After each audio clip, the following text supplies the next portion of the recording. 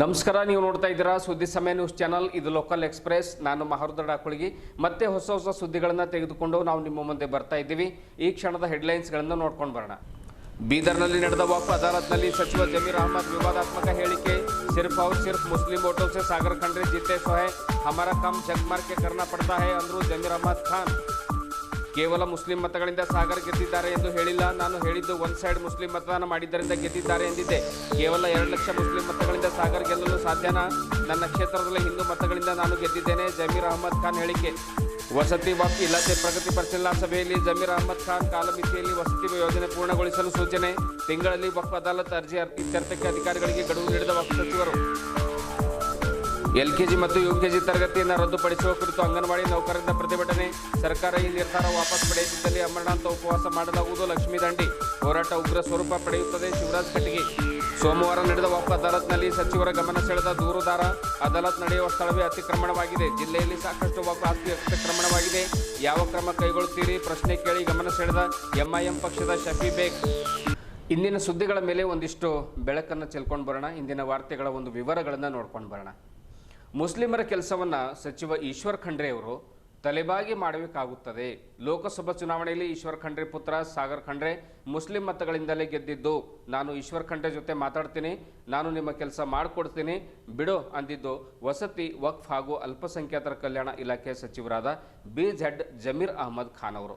Survey number 93ರ ಕಬ್ರಿಸ್ತಾನ್ ಜಾಗದ ವಿಚಾರವಾಗಿ ಸಚಿವ ಜಮೀರ್ ಅಹಮದ್ ಅವರು ಮಾತನಾಡಿದರು. ಅರಣ್ಯ ಪ್ರದೇಶದ ಜಾಗವಾಗಿದ್ದರಿಂದ ಕಬ್ರಿಸ್ತಾನ್ಗೆ ಜಾಗ ನೀಡುತ್ತಿಲ್ಲ ಎಂದು ಅಳಲು ವ್ಯಕ್ತಿಯನ್ನು ತೋಡ್ಕೊಂಡಿದ್ದ. ಆ ಒಂದು ವ್ಯಕ್ತಿ ಅಳಲನ್ನು ತೋಡ್ಕೊಂಡಿದ್ದ. ಕಬ್ರಿಸ್ತಾನ್ಗೆ ಅರಣ್ಯ ಇಲಾಖೆ ಜಾಗ ನೀಡದ ಹಿನ್ನೆಲೆಯಲ್ಲಿ ಅರಣ್ಯ ಸಚಿವರ ಬಗ್ಗೆ ಜಮೀರ್ ಅವರು ವಿವಾದಾತ್ಮಕ ಈ ಹೇಳಿಕೆಯನ್ನು ಈ ರೀತಿಯಾಗಿ ಅವರು ನೀಡಿದರು. ಇದು ಈ ಕುರಿತು ಭಾರಿ ಚರ್ಚೆಗೆ ಕೂಡ ಗ್ರಾಸವಾಗಿದೆ. आज ईश्वर खंड्रे का बेटा सिर्फ और सिर्फ हमारे मुसलमानों वोटों की वजह से जीता सो हमारा काम झकमारा करना चाहिए है। मैं करा दूं जाओ टोकन नंबर परमिशन दे दिए सर। कब्जा नहीं दे रहे। कब्जा वो फॉरेस्ट वाला नहीं दे रहे सर हमारे को। फॉरेस्ट लैंड क्या वो फॉरेस्ट लैंड पहले 2017 में गैरान बोल को था सर। नहीं अगर फॉरेस्ट लैंड है तो देने आता नहीं। सुनो हाँ कल सर। मैं चेक कर लेता हूँ। हाँ सर। कल मैं चेक करता हूँ। हाँ। अगर फॉरेस्ट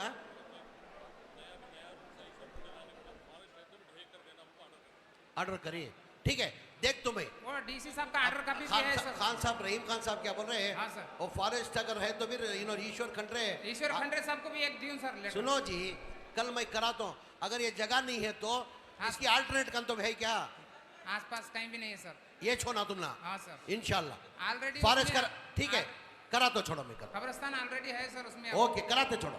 ऑलरेडी खबरस्तान है ना वो? है सर है। हाँ ठीक है। मैं ईश्वर खंड्रे को बात करूँ कैसा भी है। हाँ, आज ईश्वर खंड्रे का बेटा सिर्फ और सिर्फ हमारे मुसलमानों वोटों की वजह से जीता सो हमारा काम झकमारा करना चाहिए है। मैं करा दूं जाओ टोकन नंबर ಕೇವಲ ಮುಸ್ಲಿಂ ಮತಗಳಿಂದ ಸಾಗರ್ ಖಂಡ್ರೆ ಗೆದ್ದಿದ್ದಾರೆ ಎಂದು ನಾನು ಹೇಳಿಲ್ಲ. ಮುಸ್ಲಿಮರೆಲ್ಲ ಸೇರಿ ಒನ್ ಸೈಡ್ ಮತದಾನ ಮಾಡಿದ್ದರಿಂದಲೇ ಸಾಗರ್ ಖಂಡ್ರೆ ಗೆದ್ದಿದ್ದಾರೆ ಎಂದು ಹೇಳಿದ್ದೆ. ಕೇವಲ ಮುಸ್ಲಿಮರ 2 ಲಕ್ಷ ಮತಗಳಿಂದ ಸಾಗರ್ ಖಂಡ್ರೆ ಗೆಲ್ಲಲಿಕ್ಕೆ ಸಾಧ್ಯನಾ? ಸಾಗರ್ ಖಂಡ್ರೆ ಪಡೆದುಕೊಂಡಿದ್ದು 6.5 ಲಕ್ಷ ಮತಗಳು. ಮುಸ್ಲಿಮರು ಮತ ನೀಡಿದ್ದು 2 ರಿಂದ 2.5 ಲಕ್ಷ ಮಾತ್ರ. ಹೀಗಾಗಿ ಎಲ್ಲರ ಮತಗಳಿಂದಲೇ ಸಾಗರ್ ಖಂಡ್ರೆ ಗೆದ್ದಿದ್ದಾರೆ. ಆದರೆ ಮುಸ್ಲಿಂ ಮತಗಳು ಒಡೆಯದೆ ಒನ್ ಸೈಡ್ ಮಾಡಿದ್ದರಿಂದ ಗೆಲುವು ಸಾಧಿಸಿದ್ದಾರೆ ಅಂತ ನಾನು ಹೇಳಿದ್ದೆ. ಈಗ ನಮ್ಮ ಪಕ್ಷದ ಸಂಸದರೇ ಜಿಲ್ಲೆಯಲ್ಲಿ ಇದ್ದಾರೆ, ಹೇಳಿ ಕೆಲಸ ಮಾಡಿಸ್ತೇನೆ ಎಂದು ಹೇಳಿದ್ದೆ ಎಂದು ಜಮೀರ್ ಅಹಮದ್ ಖಾನ್ ಅವರು ಇಂದು ಜಿಲ್ಲಾ ಪಂಚಾಯತ್ ಸಭಾಂಗಣದಲ್ಲಿ ನಡೆದ ವಕ್ಫ್ ಅದಾಲತ್ ಪ್ರಗತಿ ಪರಿಶೀಲನಾ ಸಭೆಯಲ್ಲಿ ಮಾಧ್ಯಮದವರಿಗೆ ತಿಳಿಸಿದರು. ಇನ್ನು CT ರವಿಯವರ ಬಗ್ಗೆ ಹೇಳಿಕೆಯ ಕುರಿತು ಉತ್ತರಿಸಿದ ಖಾನ್ ಅವರು ಹೇಳಿಕೆ ನೀಡಿಯೇ ರವಿ ಅವರು ಸೋತು ಸುಣ್ಣವಾಗಿದ್ದಾರೆ. ಆದರೆ ನಾನು ಹಿಂದೂಗಳ ಮತವನ್ನು ನನ್ನ ಕ್ಷೇತ್ರದಲ್ಲಿ ಪಡ್ಕೊಂಡು ನಾನು ಗೆದ್ದಿದ್ದೇನೆ ಎಂದು ಸಹಜವಾಗಿ ಅವರು ಉತ್ತರ ಕೊಟ್ಟರು. ಪೆಟ್ರೋಲ್ ಡೀಸೆಲ್ ಬೆಲೆ ಏರಿಕೆಯನ್ನು ಸಮರ್ಥಿಸಿಕೊಂಡ ಸಚಿವ BZ ಜಮೀರ್ ಅಹಮದ್ ಖಾನ್ ಅವರು ಈ ಹಿಂದೆ ಕಾಂಗ್ರೆಸ್ ಸರ್ಕಾರದ ಅವಧಿಯಲ್ಲಿ ಕೇವಲ 69 ರೂಪಾಯಿ ಪೆಟ್ರೋಲ್ ಡೀಸೆಲ್ ಬೆಲೆ ಇತ್ತು. ಅಂದರೆ ಮನಮೋಹನ್ ಸಿಂಗ್ ಅವರು ಪ್ರಧಾನಮಂತ್ರಿಗಳಾಗಿದ್ದಾಗ ಕೇವಲ 69 ರೂಪಾಯಿ ಮಾತ್ರ ಪೆಟ್ರೋಲ್ ಡೀಸೆಲ್ ಬೆಲೆ ಇತ್ತು. ಆದರೆ 10 ವರ್ಷಗಳ BJP ಅವಧಿಯಲ್ಲಿ 35 ರೂಪಾಯಿ ರೇಟ್ ಜಾಸ್ತಿಯಾಗಿದೆ. ಬೇರೆ ರಾಜ್ಯಕ್ಕೆ ಹೋಲಿಸಿದರೆ ನಮ್ಮ ರಾಜ್ಯದಲ್ಲಿ ಇನ್ನೂ ಕಡಿಮೆ ಬೆಲೆ ಇದೆ ಎಂದು ತಿಳಿಸಿದರು. ಗ್ಯಾರಂಟಿ ಕೊಟ್ಟರೂ ಜನ ಲೋಕಸಭಾ ಚುನಾವಣೆಯಲ್ಲಿ ಮತ ನೀಡಲಿಲ್ವಲ್ಲ ಎನ್ನುವಂತಹ ಪತ್ರಕರ್ತರ ಪ್ರಶ್ನೆಗೆ ಉತ್ತರಿಸಿದ ಜಮೀರ್ ಅಹಮದ್ ಖಾನ್ ಅವರು ನಾವು ಗ್ಯಾರಂಟಿ ಕೊಟ್ಟಿದ್ದು ಮತ ಪಡೆಯುವುದಕ್ಕಲ್ಲ, ಬದಲಾಗಿ ಜನಕಲ್ಯಾಣಕ್ಕಾಗಿ ನೀಡಿದ್ದೇವೆ ಎಂದರಲ್ಲದೆ ಬಿಜೆಪಿಯವರೇ ರಾಜಕೀಯ ಮಾಡ್ತಾ ಇದ್ದಾರೆ ಎಂದು ಬಿಜೆಪಿಗರಿಗೆ ತಿವಿದರು.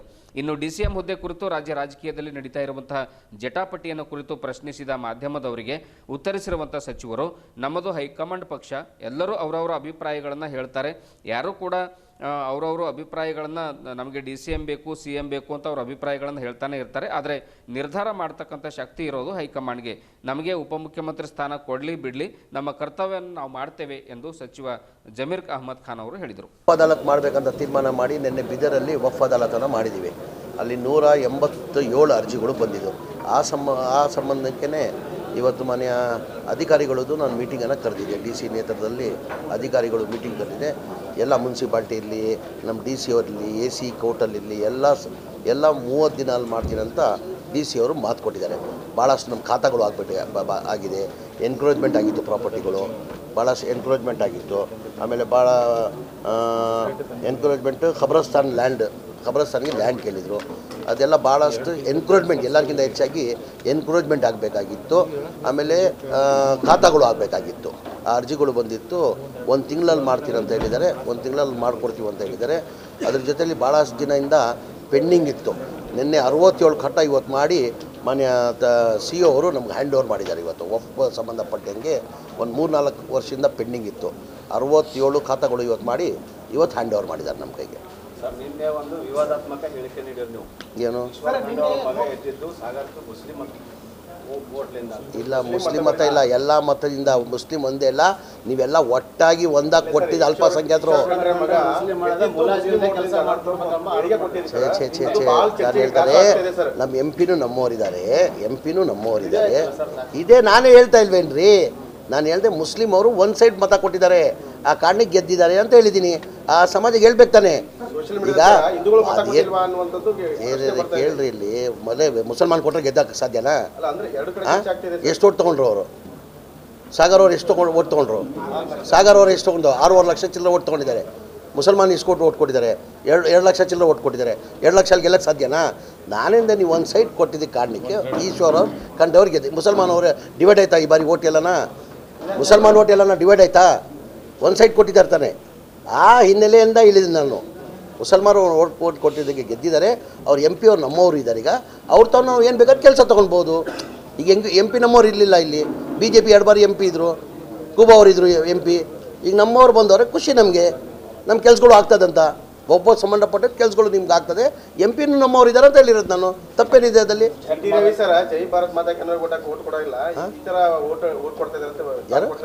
ಯಾರು ಈಗ CT ರವಿ ಅದು ಏಳೆ ಸೋತಿರೋದಲ್ಲಿ ಕೇಳಿ. ನನಗೇನು ಪಟ್ಟಕತ್ರು? ಚಾಮರಾಜಪೇಟೆಯಲ್ಲಿ ಇದೆ CT ರವಿ, ಜಮೀರ್ ಅಹಮದ್ ಖಾನ್ ಹಿಂದೂ ವಿರೋಧಿ, ಈದ್ಗಾ ಮೈದಾನಲ್ಲಿ ಗಣೇಶ ಕುಣಿಸೋಕೆ ಕೊಟ್ಟಿಲ್ಲ ಅಂದರು. ನನಗೆ ಎಷ್ಟು ಲೀಡಲ್ಲಿ ಗೆದ್ದೆ ನಾನು? 53,000 ಲೀಡಲ್ಲಿ ಗೆದ್ದಿರೋದು. ಮುಸಲ್ಮಾನಿಂದ ಹೆಚ್ಚಾಗಿ ಹಿಂದೂಗಳು ನನ್ನ ಕ್ಷೇತ್ರದಲ್ಲಿ ಓಟ್ ಕೊಟ್ಟವ್ರೆ. ನೋಡೋಕೆ ಹೇಳಿ CT ರವಿ ಅವ್ರನ್ನ. ಎಲ್ಲ ಭೂತೋಷ್ ತೆಗಿಯೋಕೆ ಹೇಳಿ, ಭೂತೋಷ್ ತೆಗಿಯೋಕೆ ಹೇಳ್ರಿ. ಈಗ ಸೋಲ್ಸಿರೋದು ಯಾರು ಜನ? CT Ravi ಏನಿಗೆ souls? ಹಿಂಗೆ ಏಳೆ ಜನ ಸೋಲ್ಸಿರೋದಲ್ಲಿ CT ರವಿಗೆ ಸೋತಿ ಸುಣ್ಣಾಗಿದ್ದಾರೆ. ಈಗ ಹೇಳಿರೋದು ಹಂಗೆ CT ರವಿ ಈ ಥರ ಹೇಳಿಕೆ ಕೊಟ್ಟೆ ಸೋತಿರೋದು. ನನ್ನ ಬಗ್ಗೆನೂ CT ರವಿ ಹೇಳಿದರು ಚುನಾವಣೆಗಿಂತ ಮುಂಚೆ. ಜಮೀರ್ ಅವ್ರು ಹಿಂದೂ ವಿರೋಧಿ, ಗಣೇಶನ್ ಕುರ್ಸಕ್ಕೆ ಚಾಮರಾಜಪೇಟೆ ಕೊಟ್ಟಿಲ್ಲ. ತಪ್ಪಿಸಿ ನೋಡಿ, ನಾನು 90,000 ಓಟ್ ತೊಗೊಂಡಿದ್ದೀನಿ. ಅದ್ರಲ್ಲಿ ಮುಸಲ್ಮಾನ್ಗಿಂತ ಹೆಚ್ಚಾಗಿ ಹಿಂದೂಗಳು ಓಟ್ ತೊಗೊಂಡಿದ್ದೀನಿ ನಾನು. ಬೂತ್ ನೋಡಿ ನೀವು ಗೊತ್ತಾಗ್ತದೆ. ಸರ್, ಇನ್ನೊಂದು ಎಮರ್ಜೆನ್ಸಿ ವಿಷಯಕ್ಕೆ ಸಂಬಂಧಪಟ್ಟಂಗೆ ಸರ್, ಖರ್ಗೆ ಅವರು ಮತ್ತು ಸೋನಿಯಾ ಗಾಂಧಿ ಪ್ರತಿಭಟನೆ ಮಾಡಿ ಸಂವಿಧಾನ ಇಟ್ಕೊಂಡು CT ರವಿ ಟಾಂಗ್ ಕೊಡ್ತಾ ಇದ್ದಾರೆ ಸರ್. ಅಂದ್ರೆ ಇವರು ಡ್ರಾಮಾ ಮಾಡ್ತಾ ಇದ್ದಾರೆ. ಅವಾಗ ಯಾರು? ಇಂದಿರಾ ಗಾಂಧಿ ಅವರು CT ರವಿ ಸರ್ ಎಮರ್ಜೆನ್ಸಿ ತಂದವರು. ನಾನು ಹೇಳಿಲ್ಲ ಸರ್, CT ರವಿ ಅವರು ಅಂತ ಹೇಳಿಕೆ ಕೊಟ್ಟು ಸೋತಿ ಸುಣ್ಣಾಗಿ ಕೂತಿದ್ದಾರೆ. ಅದೃಷ್ಟ ಚೆನ್ನಾಗಿದೆ, BJP MLC ಮಾಡಿದ್ದಾರೆ. ಈಗಲಾದ್ರೂ ಸ್ವಲ್ಪ ಸುಮ್ಗಿರ ಕೇಳಿ.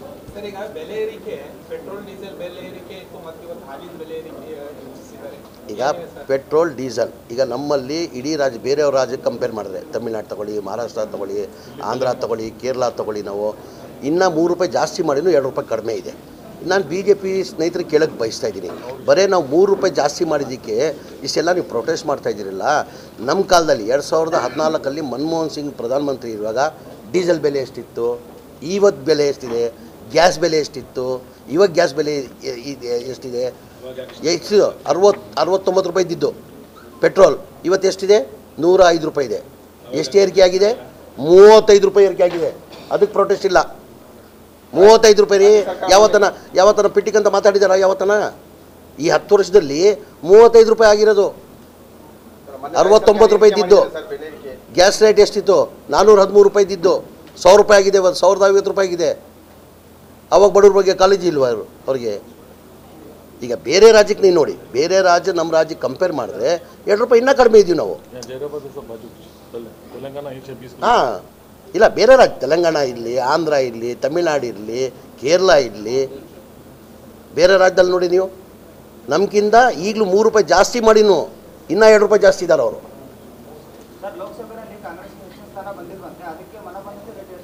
ಎಲ್ಲಿ ಒಂದಿದ್ದು 9 ಬಂದಿದ್ದೀವಿ, ಒಂದಿದ್ದು 9 ಬಂದಿದ್ದೀವಿ, ಮತ್ತೇನು ಬರಬೇಕಂತೆ? ಒಂದಿದ್ದು ನಿರೀಕ್ಷೆ ಇಟ್ಟು ಜನ ಮತ ಕೊಡೋರು ಯಾರು? ಜನ. ನಾವು 28 ನಿರೀಕ್ಷೆ ಇಟ್ಕೊಂಡಿದ್ವಿ. ಗ್ಯಾರಂಟಿ ನಾವು ರಾಜಕೀಯ ಲಾಭಕ್ಕೋಸ್ಕರ ಕೇಳಿ ಇದು ಎಲ್ಲ ಯಾರು ಯೋಚನೆ ಮಾಡೋರು? ಗ್ಯಾರಂಟಿಯಿಂದ ಏನಾಗಲಿಲ್ಲ ಅಂತ, ಪೊಲಿಟಿಕಲ್ ಲಾಭ ಆಗಿ ಅಂತ ಕಾರ್ಯಕ್ರಮ ಕೊಟ್ಟಿಲ್ಲ ನಾವು. ಬಡವರು ಒಳ್ಳೇದಾಗಲಿ ಅಂತ ಕಾರ್ಯಕ್ರಮ ಗ್ಯಾರಂಟಿಗಳು ಕೊಡ್ತಾ ಇರೋದು ನಾವು. ಪೊಲಿಟಿಕಲ್ BJP ಇರೋದೆಲ್ಲ ಯೋಚನೆ ಮಾಡೋದು. ಅವ್ರು ಎಲ್ಲ ಥರ ಯಾವಾಗ ಏನು ಯೋಚನೆ ಮಾಡ್ತಾರೆ? ಎಲ್ಲದಲ್ಲೂ ರಾಜಕೀಯ ಲಾಭ ಆಗಬೇಕು ಅವ್ರಿಗೆ. ನಾವು ರಾಜಕೀಯ ಲಾಭ ಹಿನ್ನೆಲೆಯಲ್ಲಿ ಗ್ಯಾರಂಟಿಗಳು ಕೊಟ್ಟಿಲ್ಲ. ನಾವು ಜನಗಳಿಗೆ ಒಳ್ಳೇದಾಗಲಿ ಅಂತ, ಬಡವ್ರಿಗೆ ಒಳ್ಳೇದಾಗಲಿ ಅಂತ ಗ್ಯಾರಂಟಿಗಳು ಕೊಟ್ಟಿರೋದು. ಸರ್, ಅವ್ರವ್ರ ಅಭಿಪ್ರಾಯ ಅವ್ರು ಹೇಳಿದ್ದಾರೆ. ನಾನು ಅವತ್ತಿಂದ ಒಂದೇ ಮಾತು ಹೇಳೋದು, ಅವ್ರು ಕೇಳೋದಲ್ಲಿ ಯಾರು ಕೇಳೋದ್ರಲ್ಲಿ ತಪ್ಪೇನಿಲ್ಲ. ಅವ್ರವ್ರ ಅಭಿಪ್ರಾಯ ಅವ್ರ ಸಮಾಜಕ್ಕೋಸ್ಕರ ಕೇಳ್ತಾರೆ, ತಪ್ಪೇನಿದೆ? ಹಾಗಾಗಿ ನಾನೇನು ಹೇಳೋದು, ನಾವೇನು ಕೇಳಿದ್ರು ನಮ್ಮ ಪಕ್ಷ ಹೈಕಮಾಂಡ್ ಪಕ್ಷ ಅಲ್ಲಿ ತೀರ್ಮಾನ ಮಾಡಬೇಕಾಗಿರೋದು, ನಾವು ತೀರ್ಮಾನ ಮಾಡೋಕ್ಕಾಗಲ್ಲ. ಹೈಕಮಾಂಡ್ ಸರ್, ನಾನು ಹೇಳ್ತಲ್ಲ, ನಮ್ಮ ಪಕ್ಷ ಹೈಕಮಾಂಡ್ ಪಕ್ಷ. ಮಾಡಿದ್ರು ಕೆಲಸ ಮಾಡ್ತೀವಿ, ಮಾಡಿಲ್ಲ ಅಂದ್ರೂ ಕೆಲಸ ಮಾಡ್ತೀವಿ, ನಾವು ಕೊಟ್ಟರು ಕೆಲಸ ಮಾಡ್ತೀವಿ. ರೇಣುಕಾಸ್ವಾಮಿ ಪ್ರಕರಣ ಇದ್ರೆ ಸರ್, ದರ್ಶನ್ದು ರೇಣುಕಾಸ್ವಾಮಿ ಭಾಳ ಜನಕ್ಕೆ, ನಟಿಯರಿಗೆ, KGF ನಟಿಗೆ ಭಾಳ ಜನಕ್ಕೆ ಇದನ್ನ ಕಳಿಸಿದ್ದಾರೆ ಅನ್ನುವಂಥ ಆ ಭಾಗದಲ್ಲಿ ಯಾರೂ ಮಾತಾಡ್ತಲ್ಲ. ದರ್ಶನ್ ಈ ಬಗ್ಗೆ ಮಾತ್ರ ಮಾತಾಡ್ತಾ ಇದ್ದಾರೆ. ಸೊ ಅವ್ರು ಭಾಳ ಜನಕ್ಕೆ ಹತ್ರ ಅಶ್ಲೀಲ ಮೆಸೇಜ್ ಬಗ್ಗೆ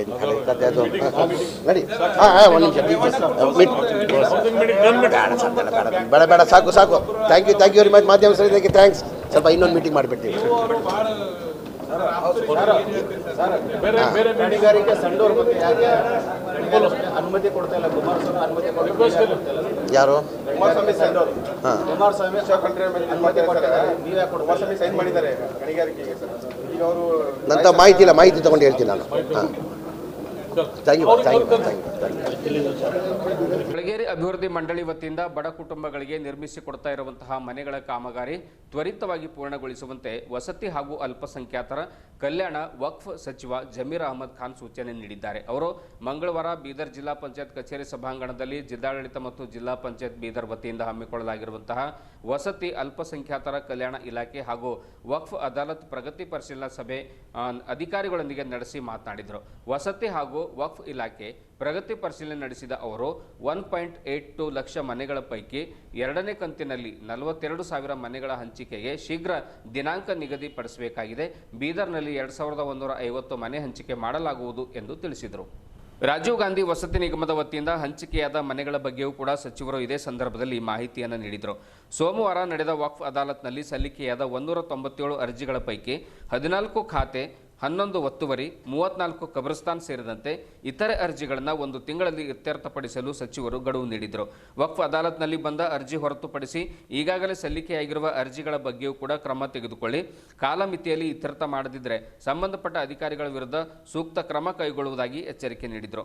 ಇದೇ ವೇಳೆ ವಕ್ಫ್ ಬೋರ್ಡ್ ಅಧ್ಯಕ್ಷ ಅನ್ವರ್ ಬಾಷಾ, ಜಿಲ್ಲಾಧಿಕಾರಿ ಗೋವಿಂದ್ ರೆಡ್ಡಿ, ಪೌರಾಡಳಿತ ಮತ್ತು ಹಜ್ ಸಚಿವರಾದ ರಹೀಂ ಖಾನ್, ವಿಧಾನ ಪರಿಷತ್ ಸದಸ್ಯರಾದ ಅಬ್ದುಲ್ ಜಬ್ಬಾರ್, ಬೀದರ್ ನಗರಸಭೆ ಅಧ್ಯಕ್ಷರಾದ ಮೊಹಮ್ಮದ್ ಗೌಸ್, ಅಲ್ಪಸಂಖ್ಯಾತರ ಕಲ್ಯಾಣ ಇಲಾಖೆ ನಿರ್ದೇಶಕ ಮೊಕಾಶಿ ಜಿಲಾನಿ, ಬೀದರ್ ಜಿಲ್ಲಾ ವಕ್ಫ್ ಬೋರ್ಡ್ ಅಧ್ಯಕ್ಷರಾದ ಫಿರೋಜ್ ಖಾನ್, ಜಿಲ್ಲಾ ಪಂಚಾಯತ್ ಮುಖ್ಯ ಕಾರ್ಯನಿರ್ವಾಹಕ ಅಧಿಕಾರಿ ಡಾಕ್ಟರ್ ಗಿರೀಶ್ ಬದೋಲೆ, ಜಿಲ್ಲಾ ಪೊಲೀಸ್ ವರಿಷ್ಠಾಧಿಕಾರಿ ಚನ್ನಬಸವಣ್ಣ SL, ಅಪರ ಜಿಲ್ಲಾಧಿಕಾರಿ ಶಿವಕುಮಾರ್ ಶೀಲ್ವಂತ್, ಅಲ್ಪಸಂಖ್ಯಾತರ ಕಲ್ಯಾಣ ಇಲಾಖೆ ಜಿಲ್ಲಾ ಅಧಿಕಾರಿ ಅವಿನಾಶ್ ಸೇರಿದಂತೆ ಜಿಲ್ಲಾ ಮತ್ತು ತಾಲೂಕು ಮಟ್ಟದ ವಿವಿಧ ಇಲಾಖೆಯ ಅಧಿಕಾರಿಗಳು ಉಪಸ್ಥಿತರಿದ್ದರು. ಪೆಂಡಿಂಗ್ ಇದೆ 430 ಸರ್. ಏನಿದೆ ಜಿಲ್ಲಾನಿ ಆಧಾರ್ ಸೀಡಿಂಗ್ ಇಲ್ಲ ಸರ್. ಆಧಾರ್ ಸೀಡಿಂಗ್ ಅದನ್ನ ಮಾಡಿಸ್ತಾ ಇದ್ದೀವಿ.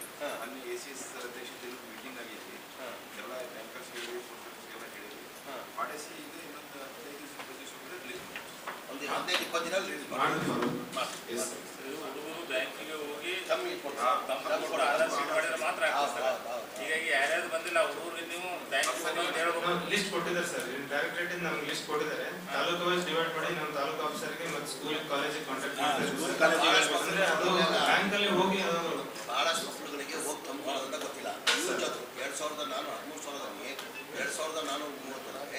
ಭಾಳ ಸಂಬಳಕ್ಕೆ ತಂದು ಕೊಟ್ಟಿಲ್ಲ, ಭಾಳ ಸಂಬಳಕ್ಕೆ ಗೊತ್ತಿಲ್ಲ, ಹೋಗಿ ತಂದು ಕೊಡೋದು ಗಮನಕ್ಕೆ ತರಬೇಕು. ನೀವು ಹೋಗ್ಬೇಕು ತಂದು ಕೊಡೋದು ಸ್ಕೂಲಿಂದ ಹೇಳಿಸ್ಬೇಕು. ಪೋಸ್ಟ್ ಆಫೀಸ್ನವ್ರು ಭೇಟಿಯಾಗಿರಿ, ಅವ್ರು ಇಮಿಡಿಯೇಟ್ಲಿ ಮಾಡಿಸ್ಕೊಡ್ತಾರೆ. ಸರಿ ಸರ್, ಲಿಸ್ಟ್ ಕೊಟ್ಟಿದ್ದಾರೆ ಸರ್, ನನಗೆ ಯಾವ ಮಕ್ಕಳು ಪೆಂಡಿಂಗ್ ಇದೆ ಲಿಸ್ಟ್ ಕೊಟ್ಟಿದ್ದಾರೆ ಸರ್, ನಾವು ಕವರ್ ಮಾಡ್ತೀವಿ ಸರ್. ಪೋಸ್ಟ್ ಆಫೀಸ್ ಓದ್ಕೊಳ್ಳೆ ಮಾಡ್ಕೊಡ್ತಾರೆ ಸರ್, ಬಟ್ ನಾವು ರೂಮಲ್ಲಿ ಕರ್ಕೊಂಡು ಹೋಗೋದು ಇಂಪಾರ್ಟೆಂಟ್. ಅದೇ ಇಂಪಾರ್ಟೆಂಟ್. ಈ ಹಳ್ಳಿಯಾಗ ಗೊತ್ತಿರಂಗಿಲ್ಲ, ಸ್ಕೂಲ್ ಟೀಚರ್ಸ್ಗಳಿಗೆ ಹೇಳಬೇಕು. ಬೇರೆ ಯಾವ್ದಾರ ಇಶ್ಯೂಸ್ಗೆ ಮೈನಾರಿಟಿ ಸಂಬಂಧಪಟ್ಟಂಗೆ ಬೇರೆ ಏನು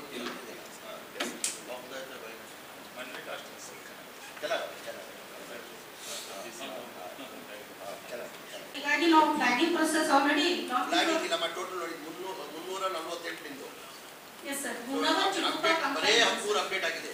S sir, Humnabad Chitguppa compile ಆಗಿದೆ ಸರ್. ನಾವು ಫ್ಲಾಗಿಂಗ್ ಪ್ರೊಸೆಸ್ ಆಲ್ರೆಡಿ ಸ್ಟಾರ್ಟ್ ಮಾಡಿ ಸರ್. ಈಗ 7 days ನೋಟಿಸ್ ಪೀರಿಯಡ್ ಕೊಟ್ಟಿದಾಗ ಉಳಿದಿದ್ದು 7 days ಒಳಗೆ ರಿಮೈನಿಂಗ್ ಯಾವ್ದಿದೆ ಸರ್ ಅದನ್ನು ಕೂಡ ಫ್ಲಾಗಿಂಗ್ ಮಾಡ್ತೀವಿ ಸರ್. ನೋಡಮ್ಮ, ಫ್ಲಾಗ್ ಆಫ್ 0 ಒಂದು ಆಗಿಲ್ಲ. ಹುಮ್ನಾಬಾದ್ 13 ಹಂಗೆ ಪೆಂಡಿಂಗ್ ಇದೆ. ಎಸ್ ಸರ್, ಫ್ಲಾಗಿಂಗ್ ಮಾಡಿಸ್ತೀವಿ ಸರ್. ನಾವು ಹುಮ್ನಾಬಾದ್ ಚಿಡುಗುಪ್ಪ ಬೈಫರ್ಕೇಟ್ ಮಾಡ್ತೀವಿ ಸರ್. ಡಾಕ್ಯುಮೆಂಟ್ಸ್ ಎಷ್ಟು ದಿನ ಮಾಡ್ತೀರಾ ಸರ್? 15 days ಬೇಕು ಸರ್. ಎಷ್ಟು ದಿನ ತಹಸೀಲ್ದಾರ್ ಕೆಲಸ ಮಾಡ್ತೀರಾ ಸರ್? ನಾನು 1 ವರ್ಷ ಮೇಲೆ ಆಗಿದೆ ಸರ್. ಮತ್ತೆ 1 ವರ್ಷ ಇಟ್ಕೊಂಡು ಮತ್ತೆ ಇಷ್ಟು ದಿನ ಏನು ಮಾಡ್ತಾ ಇದ್ದೀನಿ? ಇದು ಪ್ರಕರಣ ಇತ್ತು ಸರ್, ಅದು ರಿಸಾಲ್ವ್ ಮಾಡಿ ಸರ್. ಮ್ಯಾಕ್ಸಿಮಮ್ ನಮ್ಮ ಹತ್ರ ಕಂಟೆಂಪ್ಟ್ ಕೇಸಸ್ ಹೆಚ್ಚಾಗಿದೆ ಸರ್ ಹುಮ್ನಾಬಾದ್ ಒಳಗೆ. ವಕ್ಫಿನ್ ಮ್ಯಾಕ್ಸಿಮಮ್ ಕಂಟೆಂಪ್ಟ್ ಕೇಸಸ್ ನಾವು ಸಾಲ್ವ್ ಮಾಡಿ ಸರ್. ಮತ್ತು ಸಾಕಷ್ಟು ಡಿಸ್ಟ್ರಿಕ್ಟ್ ಕೋರ್ಟ್ ಒಳಗೂ ಕೂಡ ನಡೀತಾ ಇದೆ ಸರ್. ಸೊ ಹೀಗಾಗಿ ಫ್ಲಾಗಿಂಗ್ ಕೂಡ ನಾವು ಮಾಡಿ ಸರ್. ಬಟ್ ಕಾಲಮ್ 11 ಒಳಗೆ ತಾವು ನೋಡ್ಬೋದು ಸರ್. 1 ತಿಂಗಳಲ್ಲಿ ಮುಗಿಸ್ತೀರಾ? Yes sir, sure sure. Karnataka ರಾಜ್ಯ ಅಂಗನವಾಡಿ ಕಾರ್ಯಕರ್ತೆಯರ ಹಾಗೂ ಸಹಾಯಕಿಯರ ಸ್ವಾತಂತ್ರ್ಯ ಸಂಘಟನೆ ವತಿಯಿಂದ ಇಂದು ಅಂಬೇಡ್ಕರ್ ವೃತ್ತದ ಸಮೀಪದಲ್ಲಿರುವಂತಹ ಜಿಲ್ಲಾ ಉಸ್ತುವಾರಿ ಸಚಿವರ ಒಂದು ಕಚೇರಿ ಮುಂದೆ ಪ್ರತಿಭಟನೆಯನ್ನು ಅವರು ನಡೆಸಿದರು. ಈ ಕುರಿತು ಮಾತನಾಡಿರುವಂತಹ ಸಂಘಟನೆಯ ಜಿಲ್ಲಾಧ್ಯಕ್ಷೆ ಲಕ್ಷ್ಮೀ ದಂಡಿ ಅವರು ಪ್ರಾಥಮಿಕ ಶಾಲೆಯಲ್ಲಿ LKG ಮತ್ತು UKG ತರಗತಿ ಆರಂಭಿಸುವ ಕುರಿತು ಸರ್ಕಾರ ತೆಗೆದುಕೊಂಡಿರುವಂತಹ ನಿರ್ಧಾರ ತಪ್ಪಾಗಿದ್ದು ಕೂಡಲೇ ಅದನ್ನು ರದ್ದುಗೊಳಿಸಬೇಕು. LKG UKG ತರಗತಿಗಳನ್ನು ಅಂಗನವಾಡಿ ಕೇಂದ್ರದಲ್ಲೇ ನಡೆಸಬೇಕು. ಇಲ್ಲದೇ ಇದ್ದರೆ ನಾವು ಅಮರಣಾಂತ ಉಪವಾಸವನ್ನ ಸತ್ಯಾಗ್ರಹವನ್ನು ಕೈಗೊಳ್ತೇವೆ ಎನ್ನುವಂಥ ಮಾತನ್ನು ಹೇಳಿದರು. ಈ ರೀತಿ ಸರ್ಕಾರ ಮಾಡಿದರೆ ಅಂಗನವಾಡಿಗೆ ಮಕ್ಕಳು ಬರೋದಾದರೂ ಹೇಗೆ? ಸಹಜವಾಗಿಯೇ ಮಕ್ಕಳು ಬರೋದನ್ನು ಕಡಿಮೆಯಾಗುತ್ತೆ. ಇದರಿಂದ ಅಂಗನವಾಡಿ ಮುಚ್ಚಬಹುದು. ಹಲವಾರು ಅಂಗನವಾಡಿ ನೌಕರರು ಬೀದಿಗೆ ಬರ್ತಾರೆ. ಇದರಿಂದ ಅವರ ಬದುಕು ಅಯೋಮಯವಾಗ್ತದೆ ಎನ್ನುವಂಥ ಮಾತನ್ನು ಅವರು ಹೇಳಿದರು. ಆದ್ದರಿಂದ ಸರ್ಕಾರ ನಿರ್ಧಾರವನ್ನು ಕೂಡಲೇ ವಾಪಸ್ ಪಡೆಯಬೇಕೆಂದು ಸಂಘಟನೆಯ ಜಿಲ್ಲಾಧ್ಯಕ್ಷೆ ಲಕ್ಷ್ಮಿ ಅವರು ಕಳಕಳಿಯಿಂದ ಹೇಳಿದರು. ಸಂಘಟನೆಯ ಗೌರವಾಧ್ಯಕ್ಷ ಶಿವರಾಜ್ ಕಟ್ಟಿಗೆ ಅವರು ಕೂಡ ಈ ಸಂದರ್ಭದಲ್ಲಿ ಮಾತನಾಡ್ತಾ ಅಂಗನವಾಡಿ ಕಾರ್ಯಕರ್ತೆಯರು ಹೋರಾಟ ಕೈಗೊಂಡಿದ್ದಾರೆ. ಸರ್ಕಾರ ಇವರ ಬೇಡಿಕೆಗೆ ಕೂಡಲೇ ಸ್ಪಂದಿಸದಿದ್ದರೆ ಹೋರಾಟ ಉಗ್ರ ಸ್ವರೂಪ ಪಡೆದುಕೊಳ್ಳುತ್ತದೆ. ಹಗಲು ರಾತ್ರಿ ಹೋರಾಟ ಮಾಡ್ತೇವೆ. ದಯವಿಟ್ಟು ಸರ್ಕಾರ ಈ LKG UKG ತರಗತಿಗಳನ್ನು ಪ್ರಾಥಮಿಕ ಶಾಲೆಯಲ್ಲಿ ಆರಂಭಿಸುವುದನ್ನು ಕೈಬಿಟ್ಟು ಅದೇ ತರಗತಿಗಳನ್ನು ಅಂಗನವಾಡಿ ಕೇಂದ್ರಗಳಿಗೆ ಅಟ್ಯಾಚ್ ಮಾಡಬೇಕು. ಇದರಿಂದ ಅಂಗನವಾಡಿ ನೌಕರರ ಬಾಳು ಸುಗಮವಾಗುತ್ತದೆ ಎಂದು ಹೇಳಿದರು. ಇದೇ ಸಂದರ್ಭದಲ್ಲಿ ಸಂಘಟನೆಯ ಜಿಲ್ಲಾ ಪದಾಧಿಕಾರಿಗಳು ಹಾಗೂ ತಾಲೂಕು ಪದಾಧಿಕಾರಿಗಳು ಪ್ರತಿಭಟನೆಯಲ್ಲಿ ಪಾಲ್ಗೊಂಡಿದ್ದರು. जिंदाबाद जिंदाबाद बेके बेको न्याय बेको बेके बेको न्याय बेको इनकलाब जिंदाबाद ಅಯ್ಯಯ್ಯೋ ಅನ್ಯಾಯ ಅಯ್ಯಯ್ಯೋ ಅನ್ಯಾಯ ಅನ್ಯಾಯ ಮಾಡುತ್ತಿರುವ ಅಂಗನವಾಡಿ ಕಾರ್ಯಕರ್ತರ ಮೇಲೆ ಮಾಡುತ್ತಿರುವಂತಹ ಅನ್ಯಾಯಕ್ಕೆ ಅಂಗನವಾಡಿ ಕಾರ್ಯಕರ್ತರು ಇವತ್ತಿನ ಈ ನಮ್ಮ ಹೋರಾಟ ಬೀದರ್ ಜಿಲ್ಲೆಯ ಎಲ್ಲ ಅಂಗನವಾಡಿ ಕಾರ್ಯಕರ್ತರು ಹಮ್ಮಿಕೊಂಡಿರುವ ಉದ್ದೇಶವೇನೆಂದರೆ ಕಲ್ಯಾಣ ಕರ್ನಾಟಕದಲ್ಲಿ LKG UKGಯನ್ನು ಆರಂಭ ಮಾಡಿ ಎಲ್ಲ LKG UKG ಗೌರ್ಮೆಂಟ್ ಶಾಲೆಗಳಲ್ಲಿ ಆರಂಭ ಮಾಡಿದ್ದಾರೆ. ಆದ್ದರಿಂದ ನಮ್ಮ ಅಂಗನವಾಡಿ ಕೇಂದ್ರಗಳಿಗೆ ಮಕ್ಕಳು ಬರಲು ಗೊಂದಲ ಆಗುತ್ತಲಿದೆ. ಆದುದರಿಂದ LKG UKG ಅಂಗನವಾಡಿ ಕೇಂದ್ರಗಳಿಗೆ ವಹಿಸಿಕೊಡಬೇಕು. ಮತ್ತು ನಮ್ಮ ಎಲ್ಲ ಅಂಗನವಾಡಿ ಕಾರ್ಯಕರ್ತರು ನಮಗೆ ಹಿಂದಿನ ಸರ್ಕಾರವು LKG UKG ಆರಂಭ ಮಾಡುವಾಗ ನಿಮ್ಮೆಲ್ಲರನ್ನು ಟ್ರೈನಿಂಗ್ ಕೊಡಿಸ್ತೀವಿ. 1 ವರ್ಷದ್ದು ಆ ಅವಧಿ 1 ವರ್ಷದ ಟ್ರೈನಿಂಗ್ ಆದ ನಂತರ LKG UKGಯಲ್ಲಿ ಅಂಗನವಾಡಿ ಕಾರ್ಯಕರ್ತರನ್ನ ಆಯ್ಕೆ ಮಾಡಿಕೊಳ್ಳುತ್ತೇವೆ ಅಂತ ಹೇಳಿದ್ದಾರೆ. ಆದರೆ ಈಗ ಇದ್ದಂಥ ಸರ್ಕಾರವು ನಮ್ಮೆಲ್ಲ ಅಂಗನವಾಡಿ ಕಾರ್ಯಕರ್ತರ ಮೇಲೆ ಅನ್ಯಾಯವನ್ನು ಮಾಡಿ LKG UKGಗೆ ಹೊಸದಾಗಿ ಟೀಚರ್ಸ್ಗಳನ್ನು ಆಯ್ಕೆ ಮಾಡಿಕೊಳ್ಳುತ್ತಲಿದ್ದಾರೆ. ಕೂಡಲೇ LKG UKGಯನ್ನು ರದ್ದುಪಡಿಸಿ ಗೌರ್ಮೆಂಟ್ ಸ್ಕೂಲ್ನಲ್ಲಿ ನಡೆಸುವಂಥದ್ದು ರದ್ದುಪಡಿಸಿ ನಮ್ಮ ಅಂಗನವಾಡಿ ಕೇಂದ್ರಗಳಿಗೆ ವಹಿಸಿಕೊಡಬೇಕು. ಇದು 49 ವರ್ಷಗಳಿಂದ ಇಂದಿರಾ ಗಾಂಧಿಯವರು ಮಾಡಿರುವಂಥ ಸ್ಕೀಮ್ ಆಗಿದೆ. ನಾವು ಸರ್ಕಾರಕ್ಕೆ ವಿನಂತಿ ಮಾಡಿಕೊಳ್ಳುವುದೇನೆಂದರೆ ನಮ್ಮ ದೇಶಕ್ಕಾಗಿ ದುಡಿದು ಉಳಿವಿಗಾಗಿ ತನ್ನ ಪ್ರಾಣವನ್ನು ತ್ಯಾಗ ಮಾಡಿರುವಂಥ ನಮ್ಮ ಇಂದಿರಾ ಗಾಂಧಿಯವರು ತೆಗೆದಂಥ ಸ್ಕೀಮ್ ಆಗಿರುತ್ತದೆ. ಮೇಲಿದ್ದಂಥ ಎಲ್ಲ ನಮ್ಮ ಮುಖ್ಯಮಂತ್ರಿಯವರಿಗೆ ಹಾಗೂ ಉಪಮುಖ್ಯಮಂತ್ರಿಯವರಿಗೂ ಹಾಗೂ ಎಲ್ಲ ಮಂತ್ರಿಗಳಲ್ಲಿ ನಾನು ಮನವಿ ಮಾಡಿಕೊಳ್ಳೋದೇನೆಂದರೆ ನಮ್ಮ ಅಂಗನವಾಡಿ ಕಾರ್ಯಕರ್ತರನ್ನು ಬೀದಿಗೆ ತಳ್ಳಲಾರದ ಹಾಗೆ ಈ LKG UKGಯನ್ನು ಆದೇಶಗಳನ್ನು ನೀಡಿನೂ ಕಲ್ಯಾಣ ಕರ್ನಾಟಕದಲ್ಲಿ ನೀಡಿರುವುದು ಮುಂದೆ ನೀಡುವಂಥದ್ದು ಪ್ರತಿಯೊಂದೊಂದು ರದ್ದುಗೊಳಿಸಿ ಅದನ್ನು ಹಿಂಪಡೆದು ಎಲ್ಲ ನಮ್ಮ ಅಂಗನವಾಡಿ ಕೇಂದ್ರಗಳಿಗೆ ವಹಿಸಿಕೊಡಬೇಕೆಂದು ನಮ್ಮೆಲ್ಲರ ಬೇಡಿಕೆಯಾಗಿದೆ. ಒಂದು ವೇಳೆ ಅದನ್ನು ರದ್ದುಗೊಳಿಸದಿದ್ದಲ್ಲಿ ಎಲ್ಲ ಇಡೀ ನಮ್ಮ ರಾಜ್ಯದಂಥ ಅಂಗನವಾಡಿ ಕಾರ್ಯಕರ್ತರು ಬೀದಿಗಿಳಿದು ಹಗಲು ರಾತ್ರಿ ಬೀದಿಯಲ್ಲೇ ಉಳ್ಕೊಂಡು ಹೋರಾಟ ಮಾಡಲು ಸಿದ್ಧರಾಗಿದ್ದೇವೆ ಎಂದು ನಾವು ಸರ್ಕಾರಕ್ಕೆ ಮುನ್ನೆಚ್ಚರಿಕೆ ಕೊಟ್ಟು ವಿನಂತಿಸಿಕೊಳ್ಳುತ್ತಿದ್ದೇವೆ. ನನ್ನ ಹೆಸರು ಲಕ್ಷ್ಮೀ ದಂಡಿ ಅಂತ, ನಾ ಅಂಗನವಾಡಿ ಕಾರ್ಯಕರ್ತರು ಹಾಗೂ ಸಹಾಯಕರ ಸ್ವಾತಂತ್ರ್ಯ ಸಂಘಟನೆಯ ಜಿಲ್ಲಾಧ್ಯಕ್ಷನಾಗಿ ಮಾತಾಡ್ತಾ ಇದ್ದೇನೆ.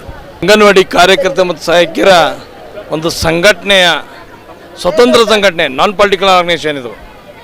ಈ ಒಂದು ಸಂಘಟನೆ ಮುಖಾಂತರ ಈ ಸರ್ಕಾರ ನಿರ್ಣಯ ತೊಗೊಂಡಿದೆ PPC ಅಂತಂದರೆ ಜಸ್ಟು LKG UKG ಮಾಡಬೇಕನ್ನೋಂಥ ಒಂದು ಹುನ್ನಾರ ಮಾಡಿ ಅಂಗನವಾಡಿ ಕೇಂದ್ರ ಮಕ್ಕಳನ್ನು ಅಂದರೆ ಒಟ್ಟಿನಲ್ಲಿ ಅಂಗನವಾಡಿ ಕೇಂದ್ರಗಳನ್ನ ಮುಚ್ಚಬೇಕನ್ನೋ ಒಂದು ಹುನ್ನಾರ ಏನು ಸರ್ಕಾರ ನಡೆದ, ಅದಕ್ಕೆ ವಿರೋಧಿಸಿ ನಮ್ಮ ಮೇಲೂ ಉದ್ದೇಶ ಏನಂದರೆ ನೀವು ತೆರೆಯೋದಕ್ಕೆ ವಿರೋಧ ಇಲ್ಲ, ಇವರನ್ನೇ ರೆಗ್ಯುಲರ್ ಮಾಡಿ, ಇವರನ್ನೇ ಅವರು ಇದು ಮಾಡಿ, ಇವರಿಗೆ ರೆಗ್ಯುಲರ್ ಮಾಡಿ, ಇವರಿಗೆ ಸರ್ಕಾರಿ ನೌಕರನ್ನು ಪರಿಗಣಿಸ್ರಿ, ಇವರಿಗೆ ಸೇವಾ ಭದ್ರತೆ ಕೊಡ್ರಿ ಅನ್ನೋ ಉದ್ದೇಶ ಇದೆ. ಆ ಉದ್ದೇಶದಿಂದ ನಾವು ಹೋರಾಟ ಮಾಡ್ತಾಯಿದ್ದೀವಿ. ಒಂದು ವೇಳೆ ಸರ್ಕಾರ ಈ ನೀತಿಯನ್ನು ಹಿಂಪಡಿಲಿಲ್ಲ, ಅನಿವಾರ್ಯವಾಗಿ ಬರೋಂಥ ದಿನಗಳಲ್ಲಿ ಅಮಾನ ಉಪವಾಸದಂಥ ಉಗ್ರ ಹೋರಾಟ ರೂಪಿಸ್ತೀವೋ, ಮತ್ತೆ ಹೋರಾಟಗಳು ರೂಪಿಸ್ತೀವೋ ಸರ್ಕಾರಕ್ಕೆ ಬಿಟ್ಟಿದ್ವಿ. ಎಚ್ಚರಿಕೆ ಈ ಒಂದು ಅಘೋರಾತ್ರಿ ಧರಣಿ ಮುಖಾಂತರ ನಾವು ಸರ್ಕಾರಕ್ಕೆ ಎಚ್ಚರಿಕೆ ಕೊಡ್ಲಕ್ಕೆ ಇವತ್ತು ಒಂದು ಸಾಂಕೇತಿಕದಲ್ಲಿ ನಡೆಸಿದ್ದರಣ ಈ ಪ್ರಕಾರ ಇದೆ. ಒಂದು ವೇಳೆ ಸರ್ಕಾರ ಇದಕ್ಕೆ ಸ್ವಲ್ಪ ನೆಗ್ಲಿಜೆನ್ಸಿ ಮಾಡ್ತು, ನಾವು ಉಗ್ರೂಪ ತಾಳ್ತೀವಿ ಅನ್ನೋಂಥ ಮಾತನ್ನು ಸರ್ಕಾರಕ್ಕೆ ಎಚ್ಚರಿಕೆ ಕೊಡ್ತಾ ಇದ್ದೀವಿ. ಧನ್ಯವಾದ. ಶಿವರಾಜ್ ಕಡ್ಗಿ, ಗೌರವಾಧ್ಯಕ್ಷರು. MIM ಪಕ್ಷದ ನಗರಸಭೆ ಸದಸ್ಯರಾದ ಮುನ್ನಾ ಅವರ ನೇತೃತ್ವದಲ್ಲಿ ವಕ್ಫ್ ಆಸ್ತಿಗೆ ಸಂಬಂಧಪಟ್ಟಂತೆ ಸಚಿವರಿಗೆ ದೂರು ನೀಡಲಿಕ್ಕೆ ಶಫಿ ಬೇಗ್ ಅವರು ಬಂದಿದ್ದರು.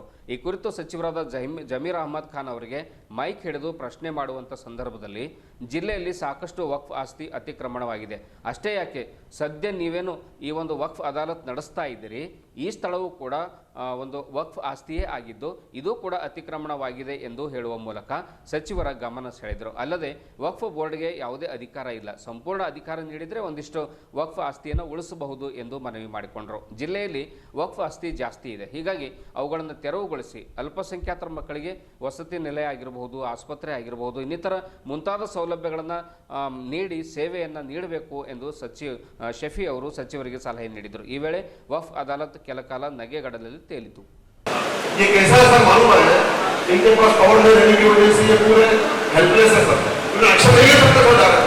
इसीलिए आप सब बात करने के बजाय आप एक काम करिए तो वक्फ को असेंबली में जुडिशरी पॉल के बिल इम्प्लीमेंट करवाइए, इंशाल्लाह 100% ऑटोमेटिकली काम हो जाएगा.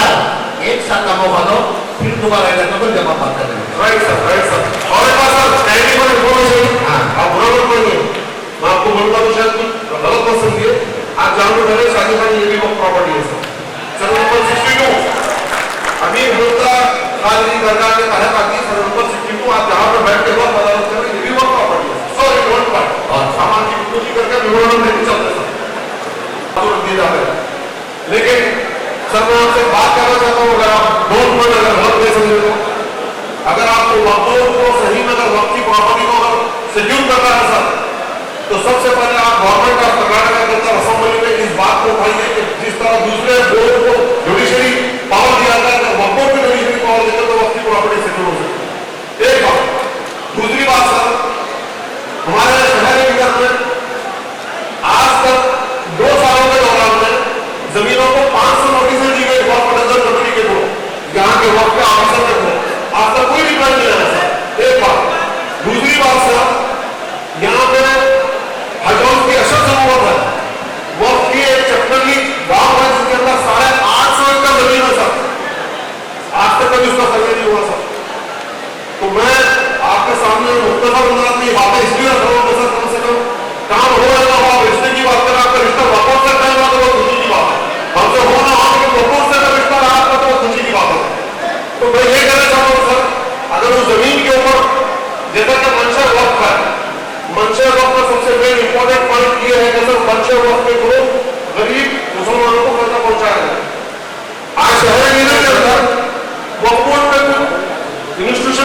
ಇದುವರೆಗೂ ಸುದ್ದಿ ಕೊಟ್ಟಿರುವ ನಾನು ಮಹಾರುದ್ರ ಡಾಕುಳಿಗೆ ಮತ್ತೆ ಹೊಸ ಸುದ್ದಿಗಳನ್ನು ತೆಗೆದುಕೊಂಡು ನಾಳಿನ ಸಂಚಿಕೆಯಲ್ಲಿ ನಾವು ನಿಮ್ಮ ಮುಂದೆ ಬರ್ತಾ ಇದ್ವಿ. ಮತ್ತೆ ಅಲ್ಲಿ ಭೇಟಿಯಾಗೋಣ.